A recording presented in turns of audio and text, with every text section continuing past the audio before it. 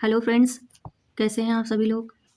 और आज हम लोग अपनी पॉलिटी की लेक्चर सीरीज़ में आज 11वां लेक्चर पढ़ेंगे।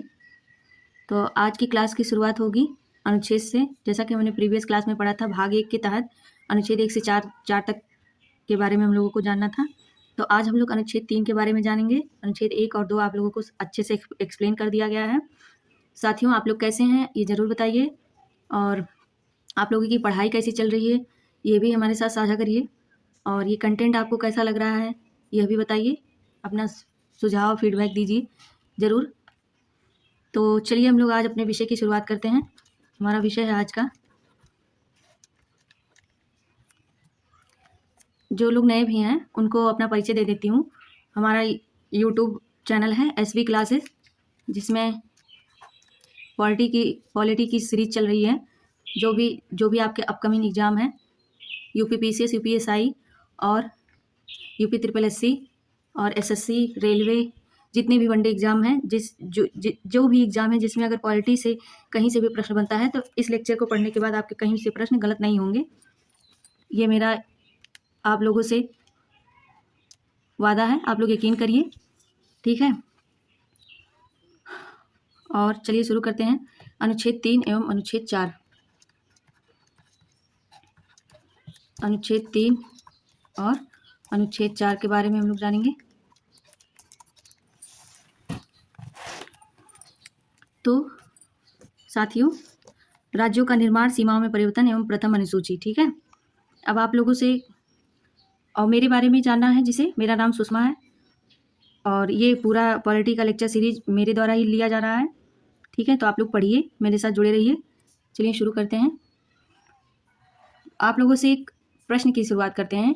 पूछ रहे हैं कि क्या संसद किसी राज्य का नाम बदल सकती है, और ये भी है कि क्या संसद उत्तर प्रदेश को 2 भागों में बांट सकती है, और यह भी है कि क्या किसी राज्य की सीमा उसकी इच्छा के बिना बदली जा सकती है।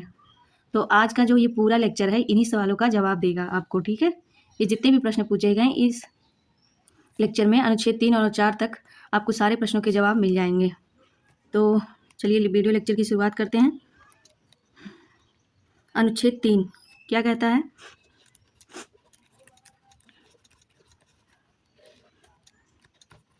अनुच्छेद 3, संसद कानून बनाकर, अनुच्छेद 3 क्या कहता है कि संसद कानून बनाकर नया राज्य बना सकती है। संसद जो है, हमारा जो संसद है वो कानून बनाकर, लिख दे रहे हैं, संसद कानून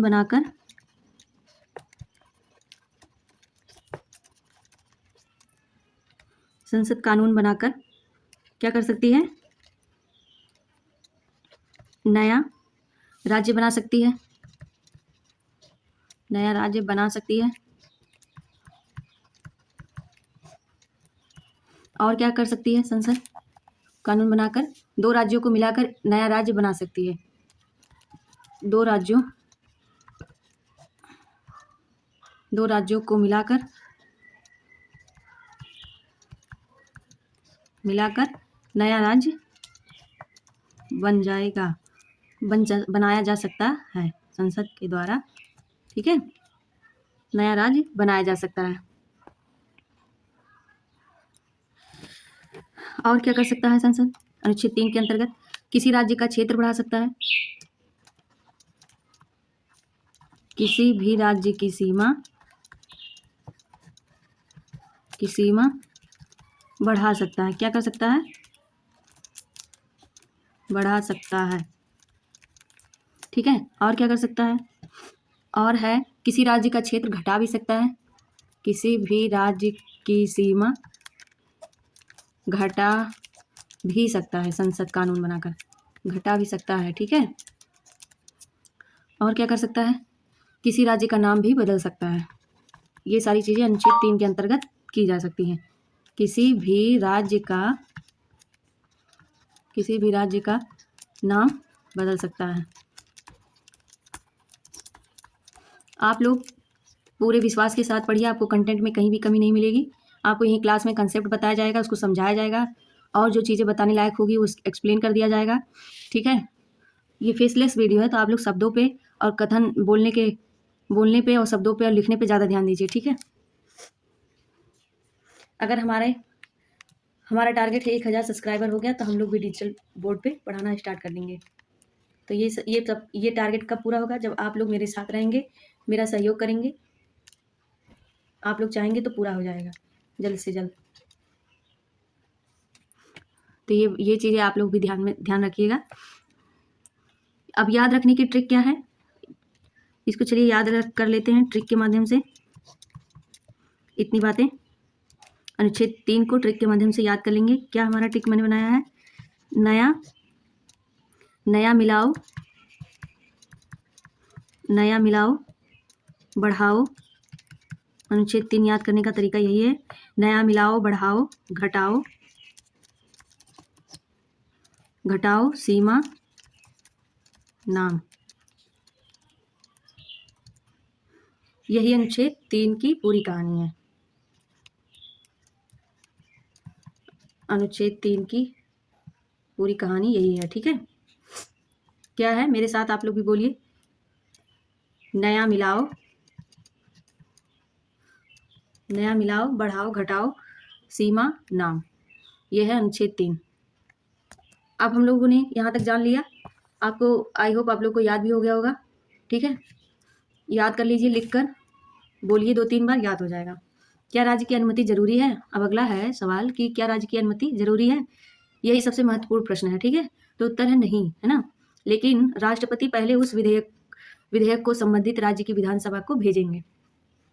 जो हमारे राष्ट्रपति महोदय हैं, वो पहले उस विधेयक को, जब इस तरह का कुछ करना रहेगा संसद को, तो वह विधेयक जो है, ठीक है, पहले कहाँ जाएगा? संबंधित राज्य की विधानसभा को भेजा जाएगा। अगर वहां से पारित हो गया तो राज्य अपनी राय देगा, लेकिन राज्य की राय बाध्यकारी नहीं होगी। ये नहीं कि राज्य अगर कह दिया नहीं ऐसा नहीं, तो कोई जरूरी नहीं है कि उसका राय बाध्यकारी हो, कंपलसरी हो, ठीक है। संसद चाहे तो उस राज्य की राय माने या ना माने, संसद क्या है, स्वतंत्र है। लेकिन एक बार कोई भी नियम बदलाव, चाहे उसकी सीमा बढ़ाना हो या घटाना हो, मिलाना हो, उसका नाम बदलना हो, ठीक है, तो ये करने से पहले क्या किया जाएगा? राज्य के पास भेजा जाएगा उस विधेयक को, उसके विधानसभा में, और राज्य के निर्णय के लिए बाध्यकारी नहीं होगा संसद स्वतंत्र है, चाहे माने या ना माने, ठीक है। अब परीक्षा में पूछे जाने वाला तथ्य है कि भारत जो है क्या है, इंडस्ट्रियल नहीं, एक मिनट, परीक्षा में हमसे पूछा जाएगा कि संघ नहीं टूट सकता, लेकिन राज्यों की सीमाएं बदल सकती हैं, क्या ऐसा हो सकता है? तो नहीं, ऐसा नहीं हो सकता। संघ नहीं टूट सकता, लेकिन राज्यों की सीमाएं बदल सकती हैं, ठीक है। अब अनुच्छेद 4 पढ़ते हैं हम लोग। आप लोग उम्मीद है आप लोगों को अनुच्छेद 3 समझ में आ गया होगा, अच्छे से याद भी हो गया होगा। इसमें यही बता सकते हैं, और कोई ज़्यादा जानना जरूरी नहीं है। किताब नहीं लिखना है इस पर, एग्जाम क्वालिफाई करना है, हमारा यही उद्देश्य होना चाहिए। और एग्जाम क्वालिफाई करने के लिए PYQ में किस स्तर से सवाल इस अनुच्छेद से पूछा जाता है, वही पढ़ाया गया आपको, ठीक है। तो इसलिए आप लोग बिल्कुल निश्चिंत होकर पढ़िए। अब आप लोग बताइए, सर जब नया राज्य बनेगा तो संविधान बदलना पड़ेगा, है ना। जब नया राज्य बनेगा तो क्या संविधान बदलना पड़ेगा? यही अनुच्छेद 4 बताता है हमें, ठीक है। अनुच्छेद 4 कहता है कि अनुच्छेद 4 क्या कहता है कि अनुच्छेद 2 और 3 के अंतर्गत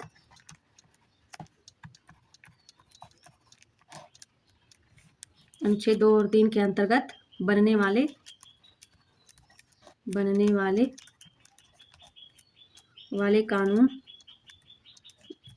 कानून में क्या हो सकता है? पहला है, प्रथम अनुसूची में संशोधन हो सकता है।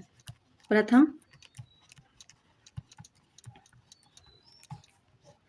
अनुसूची में संशोधन हो सकता है। दूसरा क्या हो सकता है? चतुर्थ अनुसूची में संशोधन हो सकता है। ये दोनों चीजें हो सकती हैं अनुच्छेद 2 और 3 के अंतर्गत आने वाले कानून के तहत। किया जा सकता है, ठीक है, ये सारी चीजें की जा सकती हैं।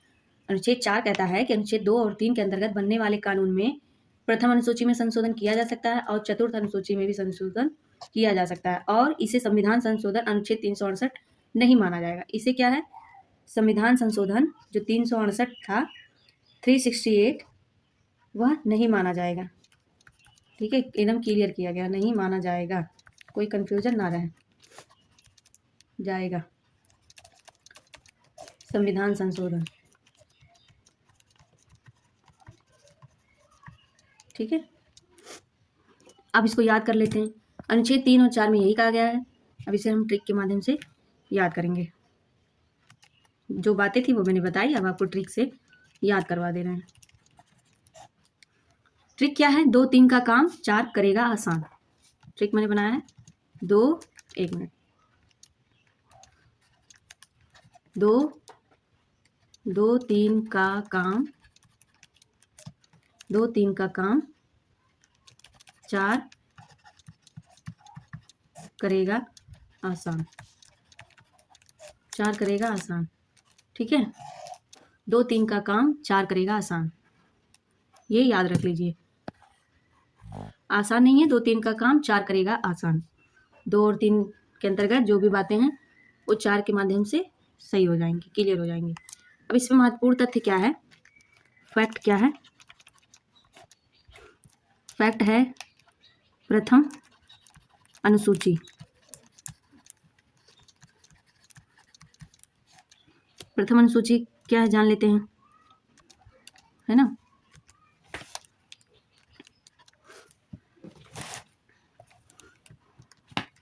प्रथम अनुसूची राज्यों और केंद्र शासित प्रदेशों की सूची है। क्या है, राज्यों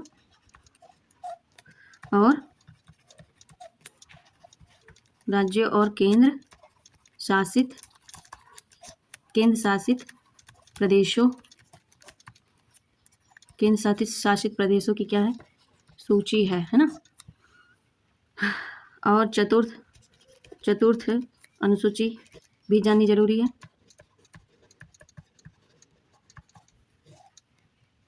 चतुर्थ अनुसूची में क्या कहा गया है, राज्यसभा में सीटों का आवंटन। राज्यसभा में सीटों का आवंटन। ठीक है, अब क्या है, इन सारी चीज़ों को हम लोग जान गए हैं। अब थोड़ा हम लोग वर्तमान से रिलेट करते हैं, हमारे करंट से रिलेट करते हैं, तब ताकि आप लोगों को और ज़्यादा क्लैरिटी आए कंसेप्ट की। ठीक है, एक उदाहरण लेते हैं हम लोग वर्तमान से अपने। सबसे फेमस है तेलंगाना का। तेलंगाना 2 और 3 हम लोग पढ़ रहे हैं ना, अरे 3 और 4, तो सब इससे रिलेटेड उदाहरण क्या है, तेलंगाना ही सबसे बढ़िया सटीक उदाहरण बैठेगा 2014 के बारे में। आंध्र प्रदेश से अलग बनाकर नया राज्य बनाया गया था तेलंगाना को। ठीक है, ये हमारा बहुत बढ़िया एग्जाम्पल है इन दोनों कॉन्सेप्ट के ऊपर कि तेलंगाना भी था ऐसा राज्य बना जो आंध्र प्रदेश से अलग हुआ था। किससे, आंध्र प्रदेश से, आंध्र प्रदेश से अलग हो गया था और नया राज्य बना था। ठीक है, और एक उदाहरण है इस पे, जम्मू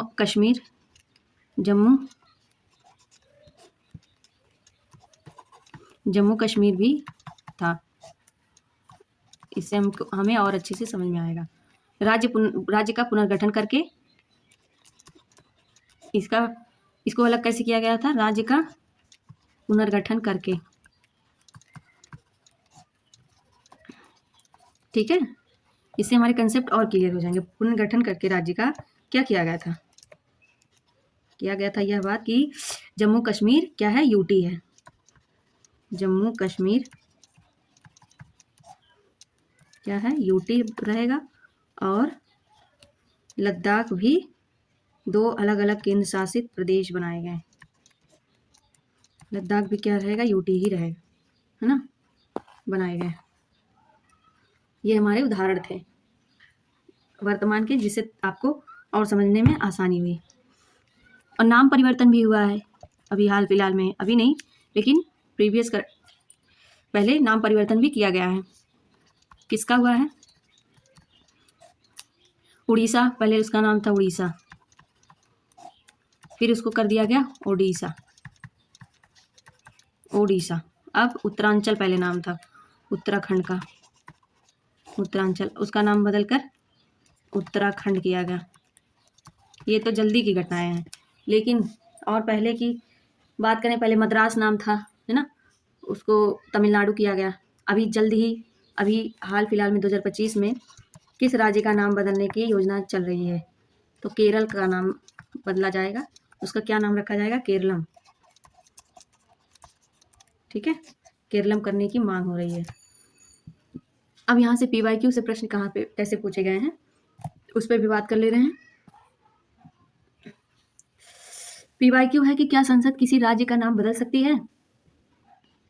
कौन बदल सकता है? A है नहीं बदल सकती, B है केवल राष्ट्रपति बदल सकता है, C है केवल राज्यपाल बदल सकता है और D है संसद बदल सकती है। तो कौन बदल सकता है? संसद। राज्य का नाम कौन बदलेगा? राज्य कानून, संसद कानून के बनाकर उसका नाम, उसकी सीमा, उसको घटा सकता है, बढ़ा सकता है ना। ये सारी चीज़ें संसद करेगा और संसद स्वतंत्र है किसी भी निर्णय को लेने के लिए। लेकिन एक बार उस राज्य से जरूर पूछा जाएगा, उसे बताया जाएगा। किस अनुच्छेद के अंतर्गत संसद राज्य की सीमा बदल सकती है? कौन से अनुच्छेद के अंतर्गत? अनुच्छेद 1, अनुच्छेद 2, अनुच्छेद 3, अनुच्छेद 4। किस अनुच्छेद के तहत? तो हमारा आंसर है अनुच्छेद 3। ठीक है, और क्या पूछा गया? अनुच्छेद 3 के अंतर्गत संबंधित राज्य की राय क्या होगी? कौन सी राय होगी? ए होगा कि बाध्यकारी होती है राज्य की राय, बी है बाध्यकारी नहीं होती है, सी है राष्ट्रपति तय करते हैं और डी है सर्वोच्च न्यायालय तय करता है। कौन तय करता है? तो तय तो संसद ही करता है। ये बातें हम लोग को भी जाना। और बाध्यकारी है या नहीं? नहीं बाध्यकारी है। ठीक है, मानना कोई कंपलसरी नहीं है राज्य की राय, माना जाएगा सिर्फ और सिर्फ संसद जो कहेगा। अब अगला प्रश्न है, अनुच्छेद 4 के अंतर्गत किया गया संशोधन कौन सा है? तो संविधान संशोधन माना जाएगा, है ना। अनुच्छेद 4 के अंतर्गत किया गया संशोधन कौन सा है? ऑप्शन ए है अनुच्छेद 368 के अंतर्गत संविधान संशोधन माना जाएगा, है ना, ये भी मैंने आपको बताया। बी है संविधान संशोधन नहीं माना जाएगा, सी है जन्म संग्रह आवश्यक होगा, डी है सर्वोच्च न्यायालय की अनुमति आवश्यक होगी। तो कौन सा आंसर होगा? बी क्या होगा? संविधान संशोधन नहीं माना जाएगा। अब हम लोग प्रैक्टिस कर लेते हैं। ये थी PYQ। अब MCQ करते हैं। इस पर आपको इसी क्लास में सारी चीज़ें याद हो जाए, यही प्रयास है मेरा। निम्न में से कौन सी शक्ति संसद को अनुच्छेद 3 देता है? कौन सी शक्ति देता है? अनुच्छेद 3, राष्ट्रपति हटाना, राज्य का नाम बदलना, वित्त आयोग बनाना या चुनाव करवाना। कौन सी शक्ति देता है? तो शक्ति देता है राज्य का नाम बदलना, है ना। राज्य का नाम बदलने की शक्ति अनुच्छेद 3 देता है। और क्या है? राज्य की सीमा बदलने वाला विधेयक किसकी पूर्व अनुशंसा से प्रस्तुत होगा? किसकी पूर्व अनुशंसा से? राष्ट्रपति की पूर्व अनुशंसा से। क्या होगा? विधेयक सीमा जो है, राज्य की सीमा बदलने के लिए बदलने वाला विधेयक किसकी पूर्व अनुशंसा से प्रस्तुत होगा? राष्ट्रपति की पूर्व अनुशंसा से प्रस्तुत होगा। ये भी मैंने बताया है आपको। अब है अगला, निम्न में कौन अनुच्छेद 4 से संबंधित है? कौन है? मैं ऑप्शन बोल दे रही हूँ। राष्ट्रपति शासन, अनुसूचियों में संशोधन, मौलिक अधिकार, वित्त आयोग। कौन सा है? अनुसूचियों में संशोधन 4 से संबंधित है। और है अगला सवाल, प्रथम अनुसूची संबंधित है किससे? ऑप्शन ए है भाषाओं से, ऑप्शन बी है राज्यों एवं केंद्र शासित प्रदेशों से, ऑप्शन सी है पंचायत से, ऑप्शन डी है चुनाव से। किससे है? ऑप्शन बी, राज्यों एवं केंद्र शासित प्रदेशों से। अब चतुर्थ अनुसूची संबंधित है किससे? पंचायत से या फिर राज्यसभा सीटों से या फिर भाषा से या फिर न्यायपालिका से। तो है राज्यसभा सीटों से। ठीक है, अब हम लोग आगे का लेक्चर पढ़ेंगे, आगे के टॉपिक के बारे में पढ़ेंगे, लेक्चर नहीं टॉपिक। ठीक है, यहाँ तक हम लोगों ने जाना। यहाँ तक आपको कोई अगर परेशानी होगी, असुविधा होगी, कोई डाउट रहेगा तो ज़रूर कमेंट बॉक्स में पूछिएगा, उसका जवाब आपको दिया जाएगा। ठीक है, अब है राज्यों एवं संघ राज्य क्षेत्रों के पुनर्गठन से संबंधित प्रमुख आयोग, हमारा टॉपिक है।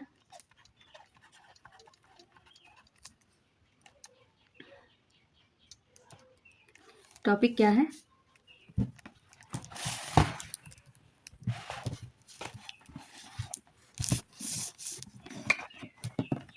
टॉपिक है कि राज्यों एवं संघ राज्य क्षेत्रों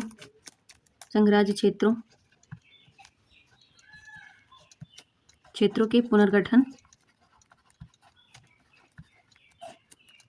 से संबंधित, ये गलत है, संबंधित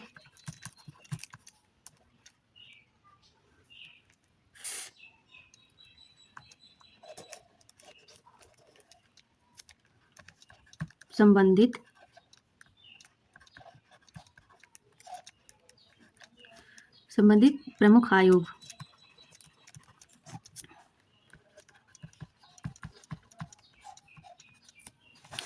अब है कि ये है हमारा टॉपिक है कि राज्यों एवं संघ राज्य क्षेत्रों के पुनर्गठन से संबंधित प्रमुख आयोग के बारे में हम लोग जानेंगे।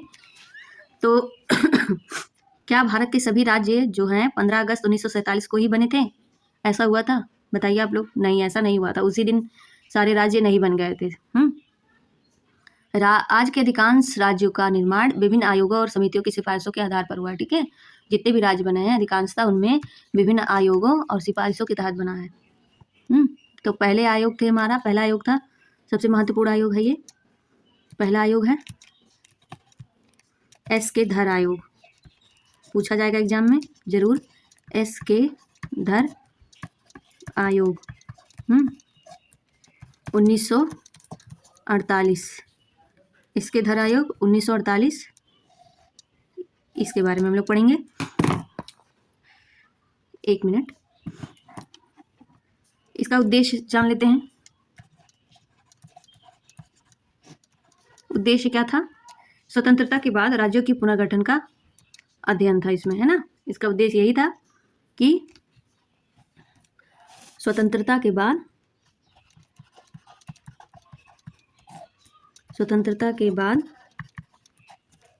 राज्यों का पुनर्गठन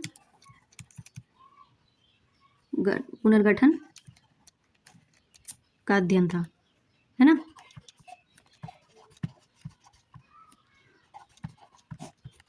पुनर्गठन का अध्ययन था। और सिफारिश क्या थी?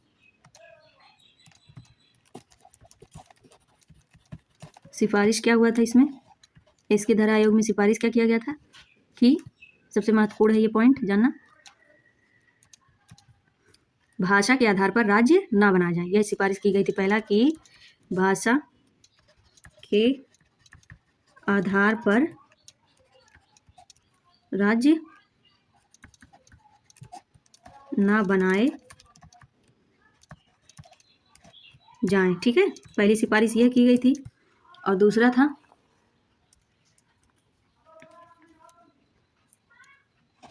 था प्रशासनिक सुविधा। दूसरा क्या था? मेरे साथ लिखा करिए, ये सारी चीज़ें इंपॉर्टेंट है लिखना।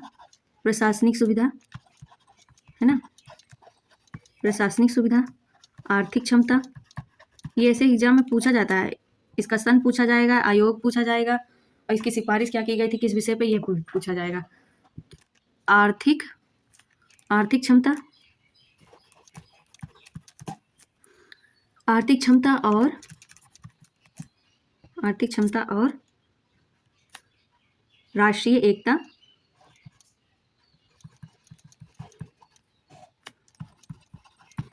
राष्ट्रीय एकता को क्या होगा? प्राथमिकता दी जाएगी। प्राथमिकता दी जाएगी।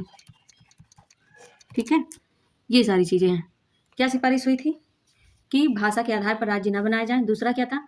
प्रशासनिक सुविधा, आर्थिक क्षमता और राष्ट्रीय एकता को प्राथमिकता दी जाएगी। ठीक है, अब इस पे ट्रिक, इसको याद भी तो करना है ना, तो याद करने के लिए ट्रिक बना देते हैं कि हमें याद हो जाए।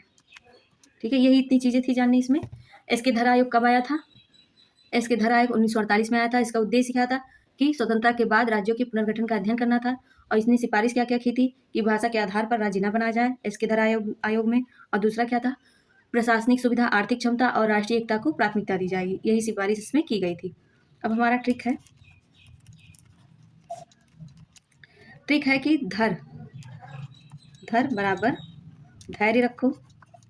धर बराबर धैर्य रखो।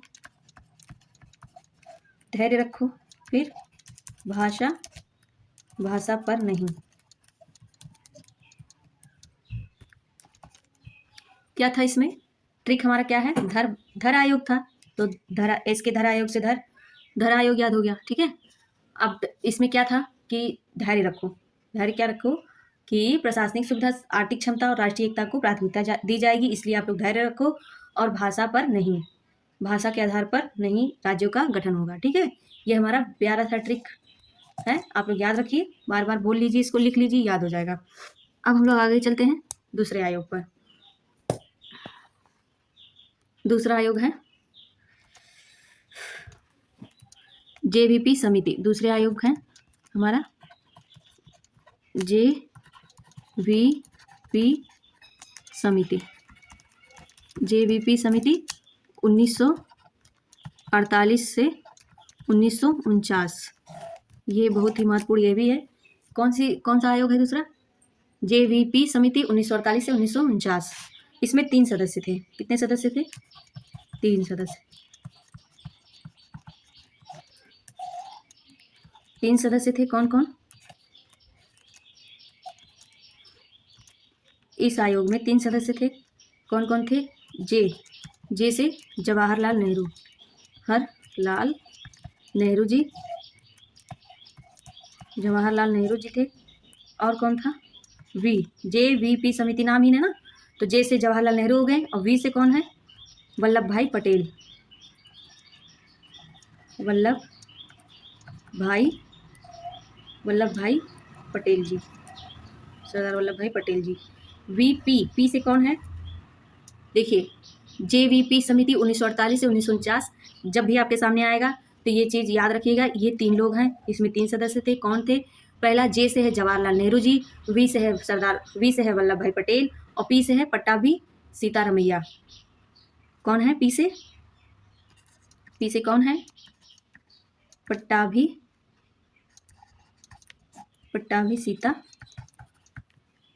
सीतारमैया जी, रमैया। कौन कौन से हैं? जे से है जवाहरलाल नेहरू, वी से है वल्लभ भाई पटेल, और पी से है पट्टाभी सीतारमैया जी। ठीक है, और अब इन तीनों जन ने सिफारिश किस विषय पे की थी?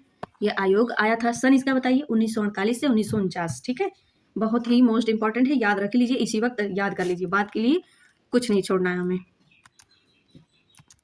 और एग्जाम हमारा नज़दीक आ गया है, हमारे पास अब उतना समय नहीं है। ठीक है, तैयार करते हुए चलना है सारी चीज़ों को, जल्दी से जल्दी। पॉलिटी के लेक्चर के बाद आपका शुरू किया जाएगा हिस्ट्री। ठीक है, जितने भी स्टैटिक सब्जेक्ट हैं, जैसे इतिहास हो गया, राजनीतिक शास्त्र हो गया, जैसे राजव्यवस्था हो गया, है ना, इतिहास, राजव्यवस्था, इतिहास में तीनों, एंशियंट, मिडिवल और मॉडर्न, तीनों ये हो गया। और क्या है? दूसरा सब्जेक्ट है मोस्ट इंपॉर्टेंट, ज्योग्राफी होगा, जिसमें फिजिकल और वर्ल्ड दोनों, भारत का भी। ठीक है, और चौथा है इकोनॉमिक, और पांचवा है इन्वायरमेंट और साइंस। ठीक है, इन्वायरमेंट और साइंस, ये 6 स्टैटिक के सब्जेक्ट हैं। ये आप इसके लिए निश्चिंत रहिए, आपको इन सारे सब्जेक्ट पर क्लास ली जाएंगे और आपको बताया जाएगा, समय समय से अपडेट मिलती रहेंगी, तो आप लोग पढ़ते रहिए। पेपर से पहले इन सारे सब्जेक्ट पे हम लोगों को सिलेबस को कंप्लीट कर लेना है। इन्होंने कौन सी सिफारिश की थी, किस विषय पे सिफारिश की थी? तो भाषा के आधार पर राज्यों का पुनर्गठन तत्काल न किया जाए। इन्होंने कहा कि क्या कहा कि भाषा, क्या कहा था इन्होंने? भाषा के आधार पर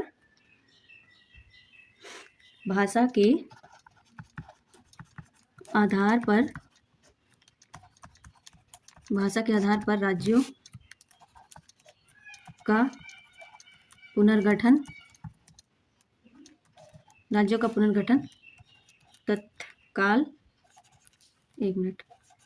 तत्काल न किया जाए। ठीक है, हमारा क्या था, इन्होंने क्या सिफारिश किया था तीनों जन ने, कि भाषा के आधार पर राज्यों का पुनर्गठन तत्काल न किया जाए, है ना। अब और भी जान लेते हैं इसमें। सदस्य आप लोग जान गए, गठन था दिसंबर 1948 में, 1949 तक इन्होंने अपनी रिपोर्ट प्रस्तुत कर दी थी, है ना। और मजबूत होना, इन्होंने कहा कि भाषाई आधार पर पहला राज्य बनाने के लिए मजबूर होना पड़ा, जिसे आंध्र राज्य के रूप में जाना जाता है। ये इन्होंने तो कहा तत्काल ना हो, लेकिन मजबूर होना पड़ा। क्यों मजबूर होना पड़ा? एक वो थे, अनशन कर दिया था इन्होंने, इनका नाम क्या था, तेलुगु भाषी क्षेत्रों ने मांग की थी कि मद्रास राज्य से मांग उठी थी कि हमें अलग रखा जाए, है ना, भाषा के आधार पर अरे नाम उनका बहुत अच्छा है, मुझे अभी याद नहीं आ रहा है। इन्होंने आंसर किया था और उनकी मृत्यु हो गई थी, ठीक है, उसी में, तो इसीलिए सरकार को मजबूर होना पड़ा और उन्होंने भाषा के आधार पर पहला राज्य कौन सा बना, भाषा ही आधार पर पहला राज्य बना आंध्र प्रदेश। आंध्र प्रदेश भाषा के आधार पर निर्मित राज्य, भाषा के भाषा एक मिनट, भाषा के आधार पर निर्मित राज्य, ठीक है, आंध्र प्रदेश बना। और इसमें इतना ही था जानने के योग्य। अब हम लोग इसको ट्रिक के माध्यम से याद कर लेते हैं, है ना। तो हमारा ट्रिक इस पे बन जाएगा JVP। ये क्या है, एक मिनट सर रुक जाइए। ट्रिक JVP बराबर तीन बड़े नेता ये थे ही केंद्र में। तीन बड़े नेता भाषा पर बोले अभी नहीं। उन्होंने कहा तत्काल ना किया जाए, लेकिन मजबूरन आगे करना पड़ा था। इसमें यही याद करना है कि JVP बराबर तीन बड़े नेता भाषा पर बोले अभी नहीं। देखिए अभी हमने क्या कराया, आपको क्या क्या बताया, यह बताया कि एक समिति बताई, दूसरी जो थी JVP समिति, और सन है इसका 1948 से 1949। इसके 3 सदस्य थे, 3 बड़े नेता थे। कौन कौन थे, J से जवाहरलाल नेहरू जी, V से वल्लभ भाई पटेल जी, P से पट्टाभी सीतारामैया जी थे। और इसका बैकग्राउंड क्या था, क्या सिफारिश में कहा गया था, इन तीनों बड़े नेताओं ने कहा कि भाषा पर इन्होंने अपना प्रतिक्रिया व्यक्त किया, कहा कि पुनर्गठन तत्काल ना किया जाए, अभी ना हो, ठीक है। यही इन तीनों जन का विचार था, ठीक। तो इतना हम लोगों ने जान लिया, अब आगे जानेंगे। इतना बढ़िया आपको समझाया गया, याद भी करा दिया गया है, तो आप लोग अच्छे से पढ़िए, ठीक है। तीसरा है फजल अली आयोग। फजल अली आयोग ये भी पूछा जाता है एग्जाम में बार बार। फजल अली आयोग 1953 में आया था। कंफ्यूज नहीं होना है, अभी आपको रिवीजन भी तुरंत करवाया जाएगा यहीं पर। फजल अली आयोग में कौन कौन से सदस्य थे, इसमें सदस्य थे कौन कौन,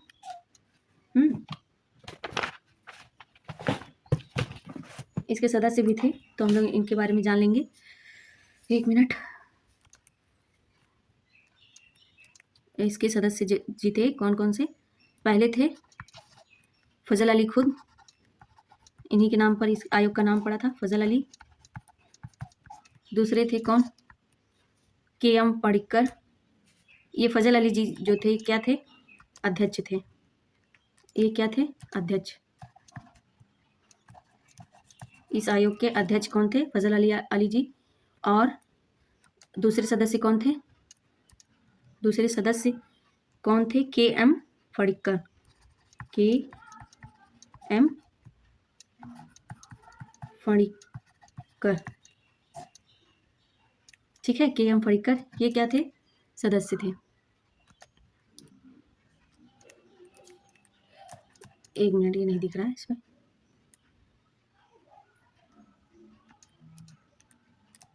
ये क्या थे, सदस्य थे, ठीक है। और तीसरे जन कौन थे, ये भी सदस्य थे, कौन थे, HN कुंजरू। HN कुंजरू, ठीक है, HN कुंजरू ये भी क्या थे, सदस्य थे। अध्यक्ष कौन थे, फजल अली जी अध्यक्ष थे, बाकी 2 लोग सदस्य थे, तो तीनों को मिलाकर 3 लोग थे, ठीक है। सदस्य कौन कौन थे, KM पडिक्कर जी थे, और एक दूसरे कौन थे, HN कुंजरू जी थे। और यह आयोग कब आया था, 1953 में आया था।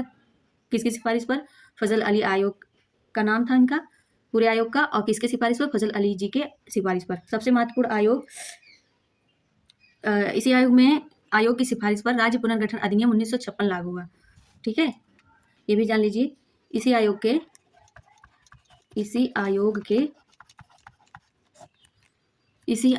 की सिफारिश पर ये भी लिख लीजिए आप लोग, सिफारिश पर राज्य, एक मिनट इसको अलग कलर कर देते हैं, राज्य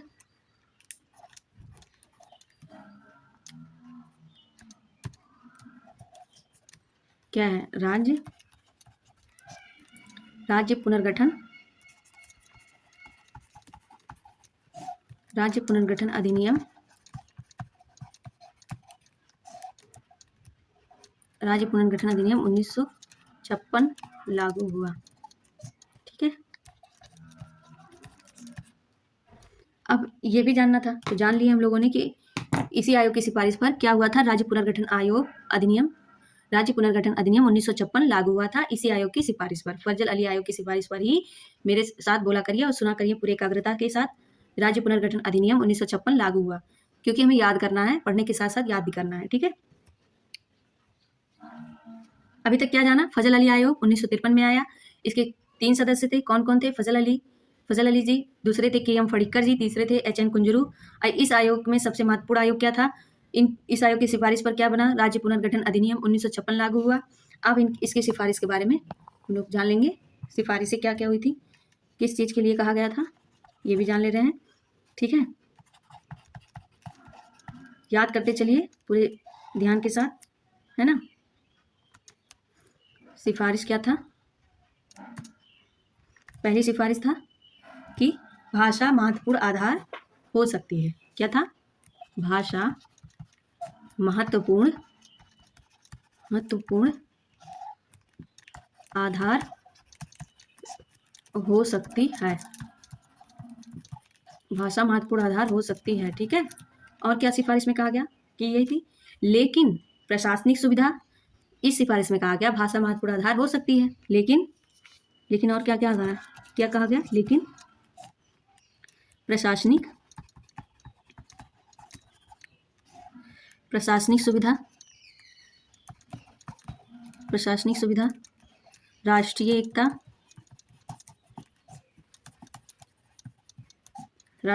और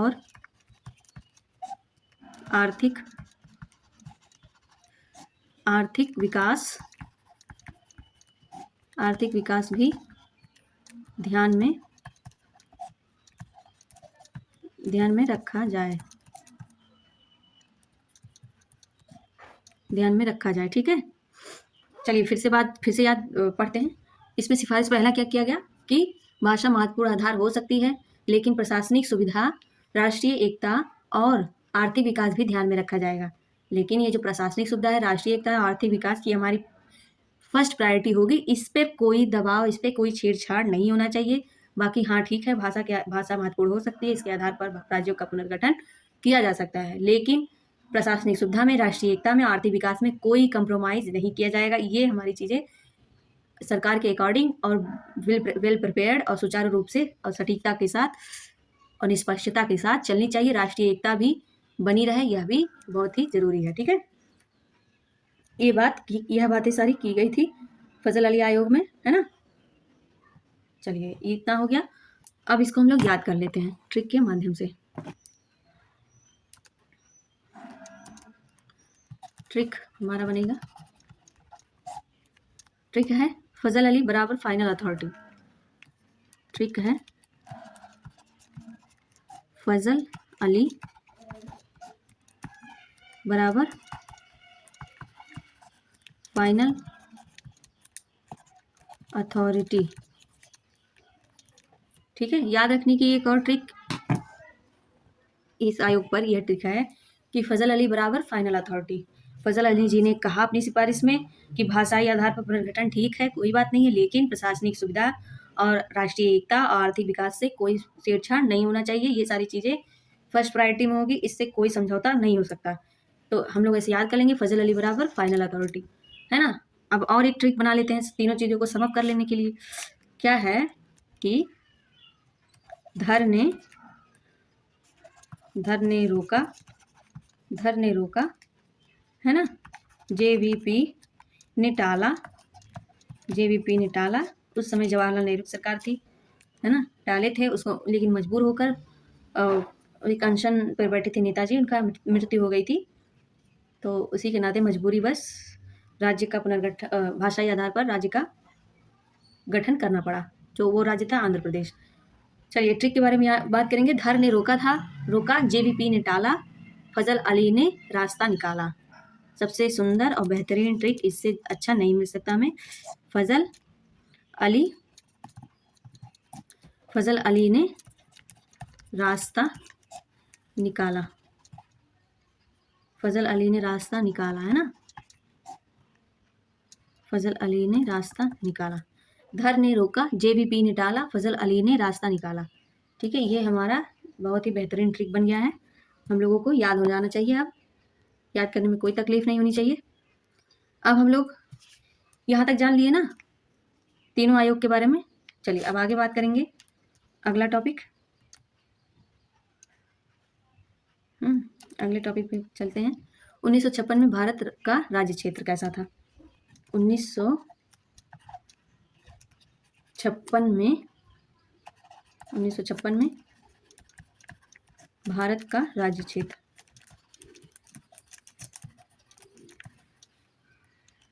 ठीक है, क्यों महत्वपूर्ण है?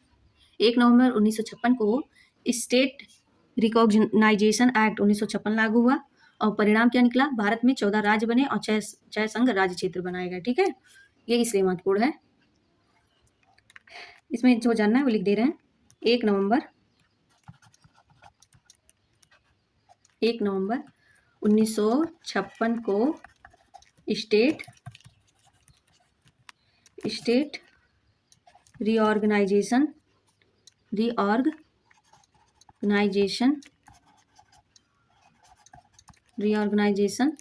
एक्ट आया, 1956 लागू हुआ। ठीक है, परिणाम क्या निकला इसका? लागू होने के बाद क्या हुआ? परिणाम में यह हुआ कि 14 राज्य बने और 6 क्या बने? संघ राज्य क्षेत्र बने। संघ राज्य क्षेत्र बनाए गए। ठीक है,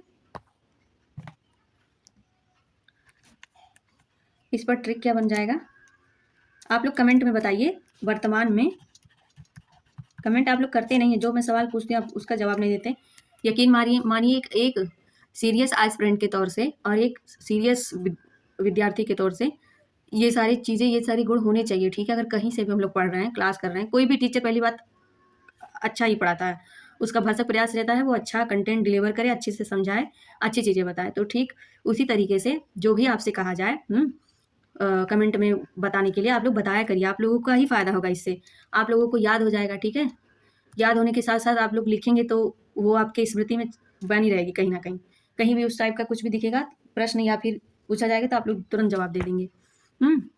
तो बताइए वर्तमान में हमारे पूरे भारत देश में कितने राज्य हैं और कितने संघ राज्य क्षेत्र हैं? ठीक है, केंद्र शासित प्रदेश हैं, संघ नहीं, केंद्र शासित प्रदेश हैं। ठीक है, बताइए। तो अभी जो हम लोगों ने पढ़ा उसको याद कर लेते हैं ट्रिक के माध्यम से। ट्रिक है 14×6 बराबर 1956 की फिक्स संख्या। 1956 की फिक्स संख्या, इतना याद रखिए, कोई बहुत वो नहीं है। ठीक है, क्यों हुआ? मुख्यतः भाषाई आधार पर राज्यों का पुनर्गठन हुआ, है ना। और इसमें महत्वपूर्ण तथ्य क्या है? 1 नवंबर को हर वर्ष कर्नाटक, आंध्र प्रदेश, केरल आदि राज्यों में स्थापना दिवस मनाया जाता है। एक फैक्ट यहीं से निकलता है हमारा। इसी वक्त लगे हाथ इसको भी निपटा लेते हैं, याद कर लेते हैं, है ना। चलिए याद करिए हमारे साथ, बोलिए बार बार। 1 नवंबर बोला करिए। 1 नवंबर पूछा जाता है एग्जाम में। ठीक है, 1 नवंबर को हर वर्ष क्या होता है? कर्नाटक। 1 नवंबर को हर साल कर्नाटक राज्य, कर्नाटक, आंध्र प्रदेश,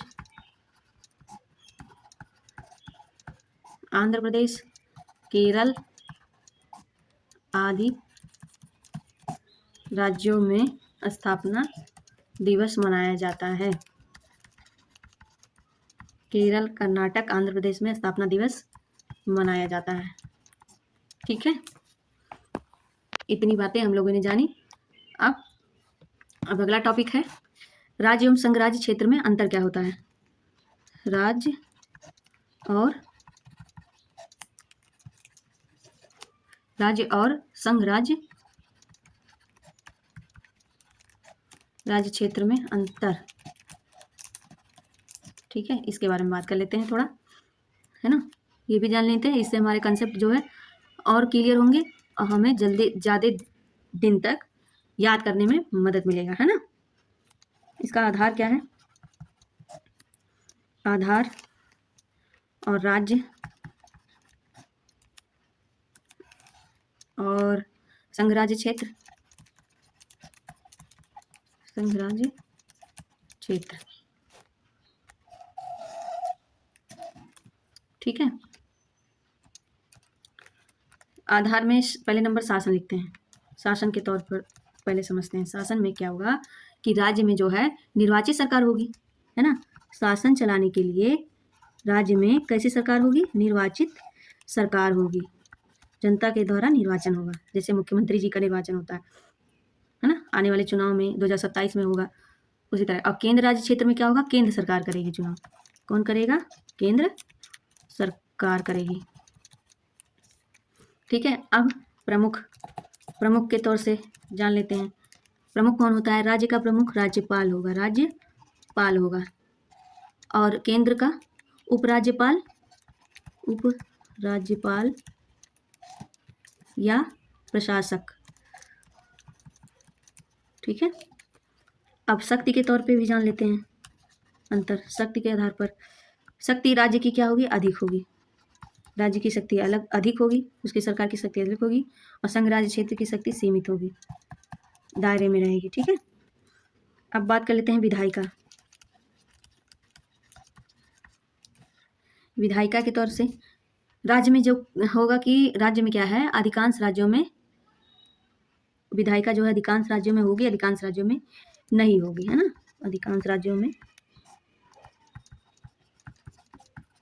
और संघ राज्य में कुछ राज्यों में होगा, कुछ ही में होगा, है ना, कुछ यूटी में होगा। अब संविधान के तौर से जान लेंगे। राज्य में क्या होगा? भाग 6 के अंतर्गत आएगा। राज्य का संबंध भाग 6 से है, इसके अंतर्गत सारी चीज़ें बताई गई हैं। और संघ राज्य क्षेत्र के अंतर्गत भाग 8 आएगा, उसके बारे में एक्सप्लेनेशन मिला है हमें। ठीक है, ये भी याद रखिए आप लोग, है ना। अब कितने यूटी, 1 मिनट, किन यूटी में विधानसभा है? किन किन केंद्र शासित प्रदेशों में विधानसभा है ना। किन, ये भी एक तथ्य है, किन यूटी में विधानसभा है?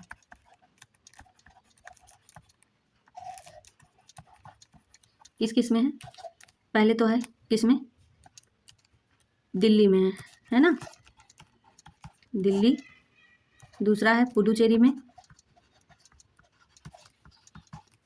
तीसरा है जम्मू कश्मीर में, जम्मू कश्मीर में। ठीक है, अब किन किन में नहीं है? किस केंद्र शासित प्रदेश में यूटी विधानसभा नहीं है, मतलब यूटी में विधानसभा नहीं है किस में? तो इसमें इसके बारे में भी जान लेंगे। ठीक है, किन में नहीं है ये भी बात कर लेते हैं। किन में नहीं है?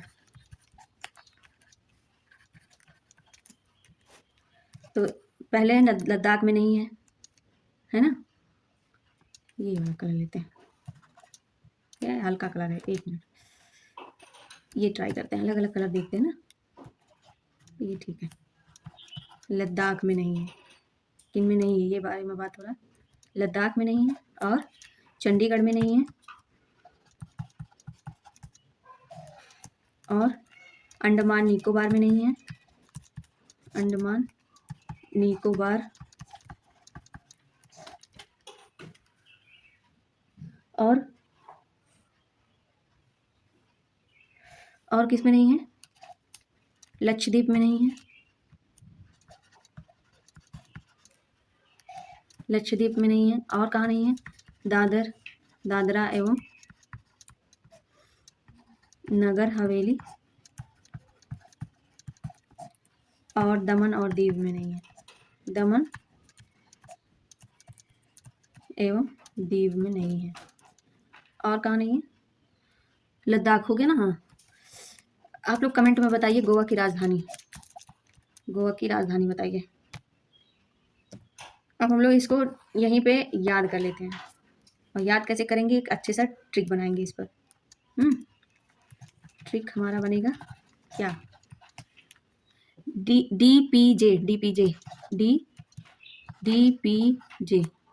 बराबर DPJ क्या है, विधानसभा वाले यूटी।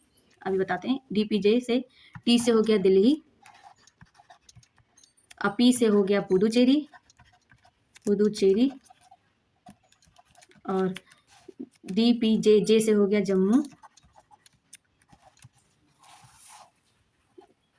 जम्मू एंड कश्मीर। ठीक है, DPJ याद रख लीजिए आप लोग, बोलिए मेरे साथ DPJ मतलब विधानसभा वाले, विधानसभा। आप लोग यकीन मानिए क्वेश्चन पता है कैसे बनेगा, क्रोनोलॉजी में पूछा जाएगा, समझ रहे हैं आप लोग, क्रोनोलॉजी में पूछा जाएगा। और ऐसे एक यहाँ पे दिया जाएगा, केंद्रों राज्यों के नाम दे दिया जाएगा, यहाँ पे पूछा जाएगा किन किन में है या नहीं है, मिलान वाले में, मैचिंग वाले में पूछा जाएगा। ऐसी सारी चीज़ें पूछी जाएंगी, तो बहुत ही ध्यान से एकाग्रता के साथ पढ़िए और समझिए और लिखिए और याद करिए। ठीक है, DPJ विधानसभा वाले यूटी याद रखिए। ठीक है, अब महत्वपूर्ण इस पे एक फैक्ट क्या बनेगा, भारत में राज्य कितने हैं, और संघ राज्य क्षेत्र कितने हैं, बताइए, कमेंट में बताइए। संघ हम तो बता ही देंगे, आप लोग भी बताइए, इससे पता चलेगा कि हाँ आप लोग यहाँ तक क्लास देखे हैं, क्योंकि प्रश्न यहीं पर पूछा जा रहा है इसी पर। ठीक है, अब इस पर PYQ देख लेते हैं। PYQ हम प्रश्न बोल दे रहे हैं, लिखेंगे तो बहुत टाइम लगेगा। ठीक है, आप लोग ध्यान से सुनिए, है ना। चलिए बताइए, पहला प्रश्न है, राज्य पुनर्गठन आयोग का अध्यक्ष कौन था। ए है ऑप्शन धर, बी है फजल अली जी, सी है नेहरू जी, डी है पटेल जी। कौन थे, तो बी है फजल अली आयोग, राज्य पुनर्गठन आयोग के अध्यक्ष फजल अली जी थे। ठीक है, प्रश्न दूसरा है, राज्य पुनर्गठन अधिनियम कब लागू हुआ। ऑप्शन ए है 1950 में, बी है 1952 में, सी है 1956 में, डी है 1960 में। तो 1956 में राज्य पुनर्गठन अधिनियम लागू हुआ। अब 1956 में भारत में कितने राज्य थे, 14। अभी मैंने आपको ट्रिक के माध्यम से याद कराया ना, कितने थे, 14 थे। ठीक है, 1956 में कितने संघ राज्य क्षेत्र थे, 14 6 बोला था ना, ऐसे करके लिखा था ना। तो 1956 में कितने संघ राज्य क्षेत्र थे, 5 थे या 6 थे या 7 थे या 8 थे, तो आप लोग बताइए। 6 थे। ठीक है, अब JVP समिति में कौन नहीं था, ए है जवाहरलाल नेहरू नहीं थे, बी है वल्लभ भाई पटेल नहीं थे, सी है पट्टाभी सीतारामैया नहीं थे, डी है फजल अली जी नहीं थे। कौन थे, फजल अली जी नहीं थे। अब इस पे MCQ देख लेते हैं। सबसे पहले राज्यों के पुनर्गठन पर आयोग कौन आया था, कौन सा आयोग आया था, तो सबसे पहले आया था धर आयोग। ठीक है, फिर भाषाई आधार पर राज्यों के पुनर्गठन की सिफारिश किस आयोग ने की थी, फजल अली आयोग ने की थी। ठीक है, इन्होंने कहा था ठीक है भाषाई आधार पर राज्यों का पुनर्गठन करिए, लेकिन प्रशासनिक और राष्ट्रीय एकता और आर्थिक विकास, इससे समझौता, इस पे कोई रिस्ट्रिक्शन कंप्रोमाइज नहीं होगा। ठीक है, ये सारी चीजें हम लोगों ने जानी।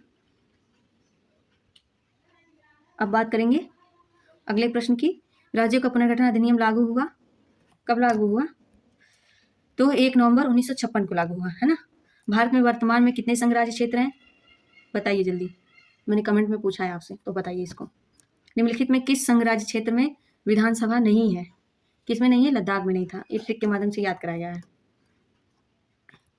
अब हम लोग क्या करेंगे, अब आप लोग कि यह जानिए 1956 के बाद भी राज्यों का पुनर्गठन जारी रहा, जैसे 1960 में महाराष्ट्र और गुजरात का पुनर्गठन हुआ। एक मिनट इसको ऊपर करते हैं, ये भी जान लीजिए आप लोग। 1960 में महाराष्ट्र और गुजरात का पुनर्गठन हुआ, और 1966 में और कौन से राज्य का, हरियाणा अलग हुआ, है ना, पुनर्गठन हुआ। और सन 2000 में उत्तराखंड, झारखंड और छत्तीसगढ़ का पुनर्गठन हुआ, और 2014 में तेलंगाना का हुआ, और 2019 में जम्मू और कश्मीर का पुनर्गठन हुआ। ये टाइमलाइन टाइम लाइन आधारित प्रश्न है, पूछा जा सकता है। ठीक है, अब अगला टॉपिक है क्या, राज्यों एवं संघ राज्य क्षेत्रों के बीच तुलना। तुलना भी मैंने किया था ना, तो वो ये तो हो गया है। और 1956 के बाद बने राज्य कौन कौन से थे, इस पे भी याद, इसको भी पढ़ लेते हैं। ठीक है, 1956 के बाद 1956 के बाद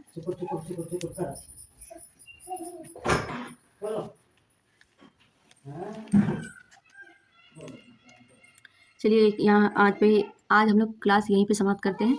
ठीक है, अगला लेक्चर कल रिकॉर्ड किया जाएगा। कल की क्लास में आगे की चीज़ें बताई जाएंगी। तो आप लोग अपना ध्यान रखिए, मिलते हैं नेक्स्ट वीडियो में।